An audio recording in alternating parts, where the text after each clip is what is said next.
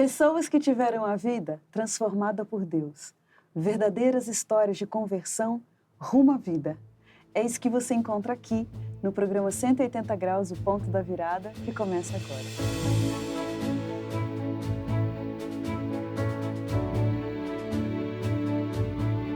Quando sentimos o toque de Deus na vida, uma mudança acontece.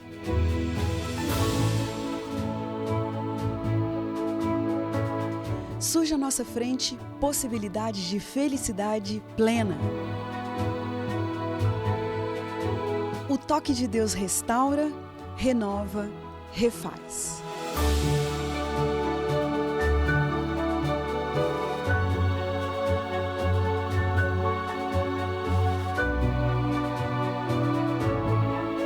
Hoje conheceremos uma pessoa que experimentou essa graça maravilhosa.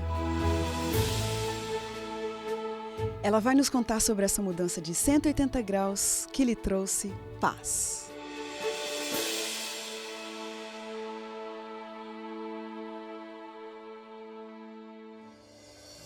Fábio Augusto Darius nasceu em Blumenau, Santa Catarina, e lá viveu até o final de 2007, quando se mudou para a Serra Gaúcha a fim de continuar os estudos.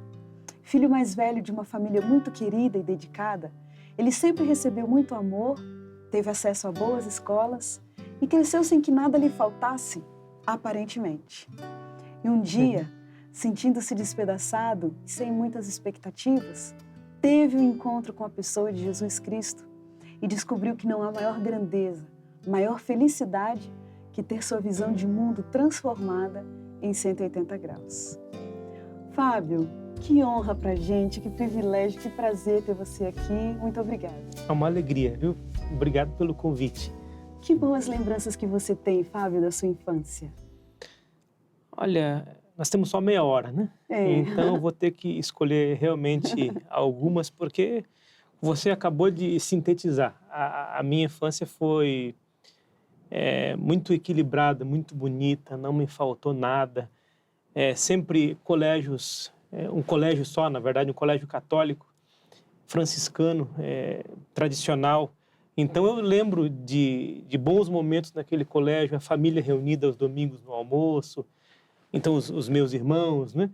E os natais eram sempre fantásticos. Então, se você me pede uma lembrança de infância, né? Que se repete, ou que se repetiu ao longo de muitos e muitos anos, enquanto estávamos em Blumenau, é basicamente os natais, né? Porque a família tem essa descendência alemã como a cidade, né? Então eu lembro de ainda pequeno, o pai nos colocava no carro, a gente ia buscar um pinheiro de Natal de verdade, né? Um Tannenbaum, naquela época era possível isso ainda, né?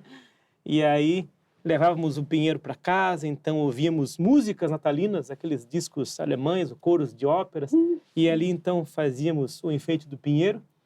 A sala era, entre aspas, lacrada, e ali só 2 semanas depois, na noite do Natal, a sala era aberta e sempre aquele pinheiro assim, lindamente ornamentado, presentes, comida, a família chegava, e aí no outro dia tinha ainda o bota fora, digamos assim, o almoço de Natal, e no outro dia então íamos para o litoral, porque morávamos por ali, e ficávamos até final de fevereiro, março, né? E as aulas...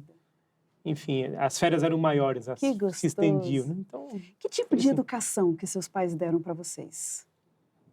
Em questão de moralidade? Sim. Isso é uma importante pergunta, porque, na verdade, a nossa família, embora não fosse adventista, sempre foi pautada em princípios e valores cristãos.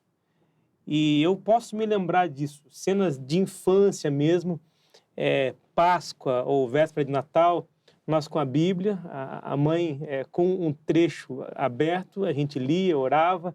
Então sempre foi bastante decidida a nossa educação, eu digo nossa por conta dos meus irmãos, nesse sentido, né? Sempre dentro dos conformes bíblicos, embora não fôssemos à igreja, não tivéssemos esse contato diário com a Bíblia, não tivesse o culto de família de manhã e à noite, mas era sempre muito presente, e o colégio, o tempo inteiro, reafirmava essa cultura e essa moralidade dentro do contexto católico, Sim. franciscano, que também é muito bonito, né? É, bonito.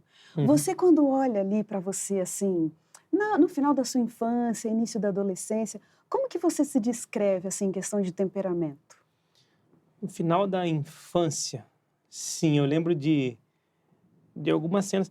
Olha, eu basicamente, assim, em resumo, sempre fui um garotinho mais falante, bastante extrovertido, mas que tinha os meus momentinhos, que gostava, e até hoje gosto de ficar sozinho com os meus livros, Introspecção. de introspecção, com os meus discos, né, com os meus brinquedos, então, de infância e adolescência, né? E o temperamento, eu vou dizer que era bastante tranquilo, suave, sereno. Eventualmente, eu tinha algumas crises, ficava meio emburrado, enfim. Ah, sim. Aquela coisa de adolescente, parte, mas né? eu não consigo me lembrar de nenhum grande arroubo, de raiva ou qualquer coisa assim, além daquilo que creio que seja normal. Quando você estava ali na adolescência, né, chegando na vida adulta, aquelas fases, assim, aqueles momentos de refletir na vida, as questões que extrapolam, assim, o material, como que você enxergava essas coisas da vida? Olha, isso era bastante comum, viu? Quando a época da faculdade foi se aproximando da escolha da graduação, então ali as coisas ficaram um pouquinho mais tensas, porque eu tinha boas possibilidades, eu podia fazer basicamente o curso que eu quisesse. Olha. Não porque tinha recursos financeiros, mas porque a minha formação me permitia pleitear uma boa universidade onde quisesse no Brasil. Não seria um grande problema, embora mais caseiro, eu nunca tivesse pensado seriamente em sair muito longe da casa paterna, no máximo pelo estado mesmo, né? E com o final da graduação, a minha vida e minha cabeça estava toda já estruturada, né? Eu sairia do colégio, eu cursaria a faculdade de Direito, e com meus 24, 25 anos já estaria bem empregado, talvez num concurso público, no Ministério Público, onde fosse. E aí tudo resolvido, tudo certinho. Eu nunca havia pensado nada de muito diferente disso, até onde eu posso me lembrar ao longo de toda a minha vida. E as aptidões necessárias para isso eu imaginava que tinha, né? Olha. Basicamente essa relação com os livros, o fato de ser extrovertido. Então, eu imaginava que os fatores que culminariam com uma carreira de sucesso estavam já ali garantidos, né? Agora, você vai me pintando esse quadro e eu vou pensando, uma criança que foi bem educada, foi bem respeitada, bem incentivada, bem apoiada, agora você está com todas as portas da vida abertas para você, com condições, né, de cumprir com esses compromissos sociais todos. O que leva uma pessoa como essa, que aparentemente tem tudo o que precisa, o que leva uma pessoa como essa a se interessar pelo espiritual? É uma outra excelente pergunta, porque, inclusive, Jesus não faltava em nossa casa. Então, basicamente, ele sempre esteve presente em nossa vida. E eu posso me lembrar que, desde quando era criança, os meus pais tinham um grupo de amigos que uma vez por mês, ou a cada mês se reuniam em uma dessas casas para discutir temas espirituais. Não necessariamente a Bíblia. Inclusive, tinha pessoas ali de outras religiões não cristãs, e de vez em quando o Alcorão era aberto, inclusive. Olha. Ou seja, essa diversidade religiosa sempre existiu. Muito próximo de mim, sem contar as lições do colégio, né? Que eram bastante frequentes, né? Enfim, o colégio era basicamente anexo à igreja, que hoje é catedral, junto a uma capela. Então, acesso a Bíblias e livros religiosos eram basicamente limitados, se eu tivesse esse maior interesse. E aí, é bacana isso porque, vendo os seus programas, várias pessoas que sentaram nessa cadeira aqui contam aquelas histórias assim que a vida era desesperadora, né? E estava a ponto de morrer. E aí, basicamente, encontraram um texto bíblico, encontraram uma igreja, encontraram um pastor, e aí sentiram uma conversão, e de fato a vida mudou. E realmente, 180 graus é uma mudança radical. Só que na minha vida, essa mudança radical ela foi acontecendo aos pouquinhos. Uhum. Talvez progressiva. É um processo, né? processo, como geralmente acontece, né? Uhum. E com muitas pessoas. E voltando à pergunta, basicamente, quando eu já estava no direito e tinha ali boas notas, tinha boas perspectivas profissionais que estavam aparecendo já, então eu comecei a... Eu não posso dizer exatamente o momento Sim. e o motivo imediato dessa minha incerteza, dessa minha necessidade, mas o fato é que isso foi brotando de alguma forma e eu pensei, poxa, é mais do que isso, né? E aquelas grandes questões, qual o sentido da vida, de onde vim, para onde vou, a filosofia não estava resolvendo. E nesse momento da vida eu já tinha um relacionamento com a filosofia. Eu já estava lendo, além das disciplinas, estudando um pouco de filosofia clássica grega e medieval e um pouco da moderna também. E, de fato, alguma coisa não estava fechando. Você bebia, continuava com sede, né? E teve que vir um acontecimento um pouco maior para que aí sim eu tomasse uma decisão específica e resolvesse efetivamente mudar de vida, embora de forma processual. Sim. Né? Agora, veja bem, até dentro de se a gente olha, né, para uma situação dessa assim de uma forma fria e até cética, alguém pode se questionar, pensar, poxa, mas um rapaz inteligente, com a vida toda pela frente, bonito, com todas as... aproveitando a intimidade da nossa amizade. Deixa. Com todas as portas da vida abertas para si, o que um rapaz desse vai fazer se envolvendo com religião, com Bíblia, com crente? Não existia um certo preconceito? Olha, lá em casa, não. Mas entre alguns dos meus colegas e amigos mais próximos, com certeza. Socialmente, Com né? certeza, de fato. Como que aconteceu o seu envolvimento com a Bíblia, com o estudo da Bíblia? Foi algo bastante prosaico. Além desses grupos, desse grupo de estudo que os meus pais frequentavam, dentre os quais um casal era adventista, e eu fui saber só depois disso, né? Assim, especificamente, nomeando a instituição, um pastor adventista, pastor Ginter Erfurt, que, se não me engano, deve hoje estar por Curitiba. Ele foi arrumar o carro na loja de autopeças que meu pai tinha. Era um amortecedor, alguma coisa que o carro dele estava com problema. Ele ofereceu um estudo bíblico, um pastor assim, extremamente missionário, um pastor que a gente até hoje percebe que é apaixonado por aquilo que ele faz, sempre com brilho nos olhos. Ele ofereceu um estudo, meu pai, que nunca negou esse tipo de conversa, de contato, e também gosta de conversar com as pessoas, começou a perguntar algumas coisas do pastor. Ele falou que era adventista, aí meu pai já o ligou aquele casal de amigos que eram conhecidos, e uma semana depois, uma semana e meia, estava o pastor lá em casa, pessoalmente, durante 26 ou 27 semanas para estudar a Bíblia. Só que nessa época eu não estava na graduação ainda, e eu não estava muito interessado em estudar a Bíblia, assim, sistematicamente. Certo. Ainda mais com um grupo que eu considerava meio estranho, né? O pastor Ginter com aquele sotaque, meio argentino, uma igreja americana, assim, muito extraordinária, muito sobrenatural para o meu gosto, muito ligada a profecias, enfim, eu não estava muito interessado com aquilo, mas o pastor era tão bacana, era uma pessoa tão legal de estar junto, um homem tão afetuoso, e sempre tinha um bolo depois, né? A mãe fazia um suco. Então, foi todo mundo, minha mãe, meu pai, meu irmãozinho, que hoje está enorme, né? Minha irmã, e a gente participava daquilo ali.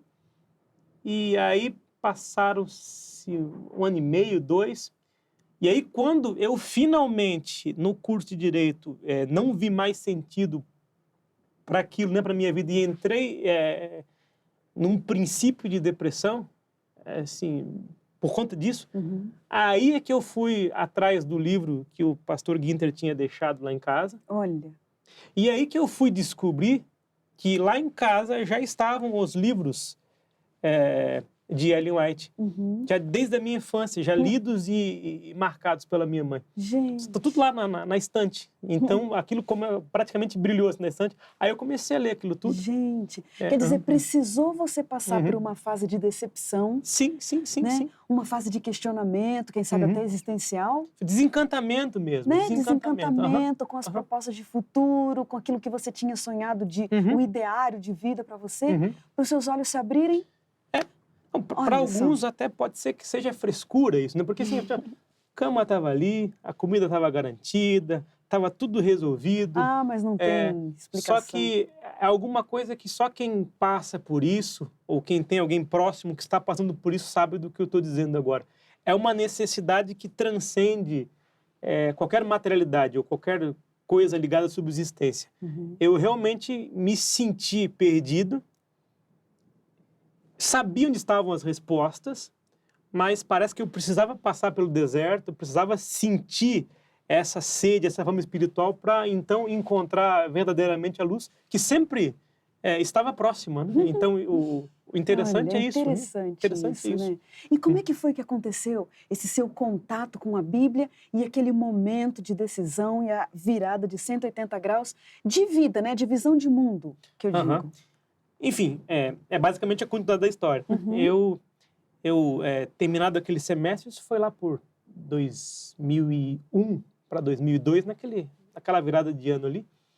Então eu estava efetivamente destruído, né? Eu estava na cama, tomando remédios, sem saber direito o dia ou a noite, assim, num estado de depressão, de fato, né? Assim, comprovado clinicamente, psicologicamente. Ali eu não conseguia ler uma palavra, não conseguia ler gibi, não conseguia assistir filmes, assim, o cérebro tinha entrado em parafuso. Olha. E para mim era uma tristeza, uma humilhação muito grande isso, porque eu sempre tinha notas boas, eu gostava dos meus livros, eu gostava dos meus estudos. De repente tudo e agora eu estava destruído ali, assim, eu estava virado a nada, assim, sem pensar em nada de muito produtivo, muito pelo contrário, né? Pensando coisas ruins, que quem passou por uma depressão ou está passando sabe do que eu estou falando aqui. Você ouve coisas na sua cabeça, você sente vontade de fazer coisas que pessoas saudáveis não querem fazer e abominam. Né? Isso é depressão, é uma coisa terrível. E eu lembro, assim, de flashes disso. Eu estava na cama, sem querer muito comer, sem querer tomar banho, sem querer viver, na verdade. Né? E aí a minha mãe apareceu no quarto e falou, olha, hoje à tarde ou à noitinha, alguém vem aqui te buscar e você vai para um lugar. Aí pensei, bom, não tem nada a perder mesmo, o semestre já foi, as notas já foram, ok. Eu lembro que ela me pegou pelo braço, ela basicamente me colocou no banheiro para tomar um banho. Te empurrou. Assim, empurrou, com 20 e tantos anos na cara, assim, homem feito, já, mas ainda não. Aí eu saí do banho, roupa estava no quarto, separadinha, coloquei aquela roupa e daqui a pouco apareceu alguém e me levou para uma casa de alguém que eu não conhecia. Negócio aparentemente estranho. Depois é que eu fui saber que era um pequeno grupo. Assim, um lugar onde... Uma igreja, uma casa, digamos assim, em poucas palavras, né? E isso, aí agora, retomando, eu lembro que foi uma quarta-feira, porque os programas acontecem às quartas e aos domingos, né? Basicamente, em muitos lugares, pelo menos. Então, era uma quarta-feira, eu lembro de flechas ali, na casa de um bom amigo, e então o pai dele, que já tinha uma trajetória de muitos anos na igreja, mostrou alguns textos, que eu não lembro quais textos eram, eu lembro de poucas coisas desse dia, né? Dessa quarta-feira. Eu só sei que era um mês de junho de 2001. Olha. Isso eu lembro, assim, em algum desses dias aí. E aí eu lembro que depois de uma hora e pouco, onde cantaram alguns hinos, leram alguns textos bíblicos, perguntaram algumas coisas, teve lá alguma coisa que a gente comeu e só. Aí eu fui para casa, não senti diferença nenhuma, para mim estava a mesma situação. Coisa. Mas essa pessoa que me levou disse, olha, domingo tem mais. Eu vou te buscar de novo, a gente vai para um outro lugar maior, né? Para um outro pequeno grupo. Tudo certo, ok. Não faz diferença nenhuma, mas vamos lá. Acho que toda ajuda é necessária. Vamos lá. E aí sim, alguma coisa aconteceu. Né? Naquele domingo, mesma coisa. Banho, roupa, fui meio que empurrado.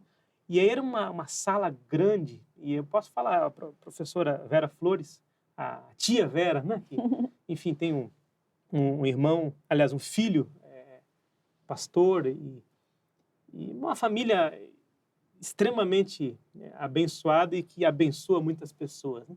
Até hoje, desde muitos anos atrás. E eu lembro que eu fui na casa dela, pessoal diferente, devia ter umas 35, 40 pessoas, era uma sala enorme, era um pequeno grupo que depois virou uma igreja de fato. E ali as pessoas traziam cadeira de praia, sentavam no chão, porque os sofás estavam repletos, as cadeiras da cozinha todas na sala. Era algo realmente vivo ali, né? Aí ela disse, você que é o Fábio, senta aqui, ao meu lado, né? Qual que é o seu problema? Eu falei, tudo bem, vou contar o meu problema, né? Para esse povo estranho, né? E eu sei que eu contei meu problema, todo mundo se ajoelhou e na oração aconteceu alguma coisa interessante. Aí, ajoelhado ainda, eu senti alguma coisa no meu corpo. Assim, eu não sei dizer assim, definitivamente o que foi, mas assim, uma quentura, qualquer coisa assim. E eu pensei, talvez pressão baixa, pressão alta, sim, estou sem comer há muito tempo, estou ajoelhado há alguns minutos, qualquer coisa assim, né? Eu imaginei, né? Eu sei que... Aí eu lembro, aí eu ganhei uma Bíblia, eu já tinha, mas eu ganhei uma Bíblia, assim, do pequeno grupo. Nós estudamos algum texto do Novo Testamento. E então eu fui para casa e aí eu dormi. E eu pensei, poxa, mas eu não estava dormindo, né? Eu estava dormindo à base de remédio, estava acordando à base de remédio. Eu dormi, aí no outro dia eu acordei. Assim, é estranho, assim, acordei bem, acordei com fome. Porque você, com depressão, não quer comer, né? Você quer morrer, na verdade. Né? Ou seja, quanto menos comida... Né? E alguns comem também porque não estão mais... É o inverso. Eu acordei com fome, eu tomei café, aí eu almocei bem, pedi comida, pensei, mas alguma coisa aconteceu. Fiquei mais corado, assim, de um dia para o outro. Né? Eu sei que na semana seguinte eu fui ao médico e ele disse, olha, não sei o que aconteceu com você, mas você tá bem, tá resolvido o seu problema. Não é prudente você deixar os remédios pela metade, termina aí o que você está tomando, mas está tudo resolvido. Né? Aí assim, eu senti... Começou a ligar os pontos. Aí eu pensei, bom, se isso é a igreja, se isso é o que acontece, bom, então essa é a igreja, né? Que é a igreja do pastor Guinter, a igreja adventista. Então eu lembro, isso foi em junho. Em setembro, já que eu tinha os estudos bíblicos feitos já naquele ano, em setembro eu fui para a igreja para batizar. Gente, eu nunca tinha entrado na igreja, eu não sabia fisicamente como era, o que tinha lá dentro. Foi para ser batizado? Eu fui de terno e gravata, basicamente, primeira vez que eu fui de terno e gravata, dali algumas poucas semanas eu fui batizado, com toda certeza, com todas as respostas encaminhadas, né? Porque as respostas a gente busca a vida inteira. Né? Mas estava encaminhado ali. Voltou o sentido, voltou as perspectivas, voltou a vida. A gente tem aqui aquele momento das nossas perguntinhas. Sim. Vamos lá para o nosso ping-pong? Vida. Jesus. Uma grande necessidade. A grande necessidade. Sabe que a água que Cristo oferece faz com que você esteja saciado, né? Só que é tão bom todos os dias voltar a essa água, né? Beber um pouco da sua palavra, da oração. A necessidade que... As pessoas hoje, elas, em depressão, tomam remédios, né? Quando a pessoa está equilibrada, ela deve ter a necessidade de buscar a Deus. Não digo como um remédio, mas como aquilo que lhe dá forças e que faz continuar a ver a vida dessa forma tão bonita, tão colorida. Né? Uma dica. Uma dica. Muito simples, né? Leia a Bíblia, procure manter boas relações, procure coisas que lhe aproximem de Jesus e procure o próprio Jesus, né? Basicamente, não sei se... Um medo. O medo, sabe que... Uma boa pergunta essa. Muitos medos nós temos, né? Sim. Enfim, a pessoa pensa na família, em si mesmo. Então, o pecado que às vezes tenta te emboscar, né? Mas eu tenho certos receios, eventualmente, de não estar fazendo tudo aquilo que eu devo fazer em relação àquilo que eu recebi. A salvação é pela graça, mediante a fé, mas eu creio que eu tenho que fazer alguma coisa nesse sentido, né? E talvez não esteja fazendo o suficiente. Às vezes, talvez um pouco acomodado. Né? Casamento. Recomendo. Fantástico. É muito bom. Uma música. Olha, eu gosto muito Tem um pastor aí, chama-se Valdeci de Lima. Ah, já ouvi falar. É uma pessoa muito simpática, viu? Sabe que tem uma música, uma composição dele que me marcou demais. Numa igrejinha adventista, eu ainda não era... Estava recém-convertido e batizado, não conhecia grandes questões, não era assim... Estava devidamente assim dentro... E eu lembro que, ainda um pouco triste, eu ouvi o Deus sabe, Deus ouve, Deus vê. Pensei, mas que música bonita, gente. Essa pessoa foi inspirada, né? E realmente mudou a vida. Assim, dali para frente, com tantos hinos maravilhosos, eu lembro de um sábado de manhã, ouvir aquela música e pensar nessa letra. Poxa, mas me tocou, entendeu? Então, esses hinos... Esse hino específico, quando eu canto, geralmente fico um pouco emocionado, porque é realmente bonita demais, né? Ela tem... E o seu abraço especial de hoje, vai para quem? Olha, vai para a Rebeca, minha esposa, que é uma pessoa fantástica, que cuida maravilhosamente de mim. Um beijo para a Rebequinha. Pessoa maravilhosa, né? Ela é pequenininha só no tamanho, né? Mas é uma gigantinha, né? E é para ela um abraço. Legal. E um versículo da Bíblia que te acompanha? Olha, tem vários, mas eu vou ficar num daqueles que é um dos mais conhecidos, porque...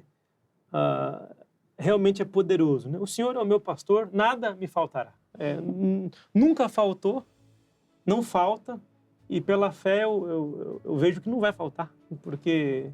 É a promessa da vida. É a promessa, né? É isso então, aí. Fábio, querido, olha, você é muito amado.